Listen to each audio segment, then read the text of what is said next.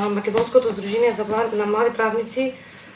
веќе 6-та година поред работи со обезбедување на бесплатна правна помош на барателите на азил, на бегалците, на лицата под субсидиарна заштита и други лица од интерес на УНХЦР.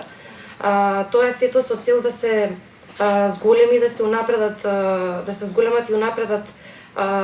заштитата на човековите права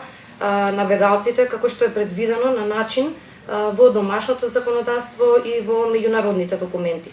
Во оваа прилика би се надоврзала на Мерсиха и би кажала дека тоа што се случува на терен со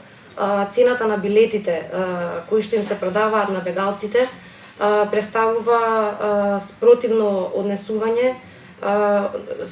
од начинот како што е предвидено во Уставот на Република Македонија, во националните закони, Законот за јавниот превоз во сообраќајот и Конвенцијата за заштита на бегалците, Конвенцијата за статусот на бегалците од 1951 година и Протоколот за статусот на бегалците од 1967 година. Во овој контекст би го цитирала член 29 став 1 од Уставот на Република Македонија, кој што стрикно определува дека странците во Република Македонија уживаат слободи и права гарантирани со Уставот под услови утврдени со закони и меѓународни договори. Железничкиот превоз е јавен превоз и согласно член 3 став 1 точка 1 од Законот за превоз во патниот сообраќај, јавниот превоз е достапен под еднакви услови за сите корисници, вклучително и за бегалците. Конвенцијата, од друга страна, за статусот на бегалците од 1951 година, јасно ја обврзува државата која што е подписничка, вклучително и нашата држава која што ја ратификувала оваа конвенција, дека државата нема да им наметнува на бегалците обврски, давачки или даноци од секаков вид, вклучувајќи други или повисоки од оние кои се или може да бидат наметнати на нивните државјани, односно на нашите државјани во слични ситуации. Во овој контекст, тоа што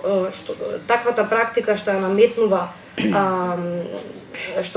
јавното претпријатие Македонска железница е